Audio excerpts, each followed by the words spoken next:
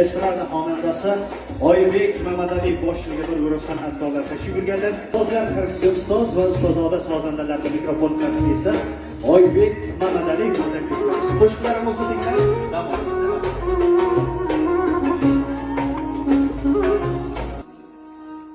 Omad kelsa yo'qlab turganlar Davranda davron surganlar yo'qlab qo'yib yig'ilganimda meni yoqimli yaxshi ko'rganlar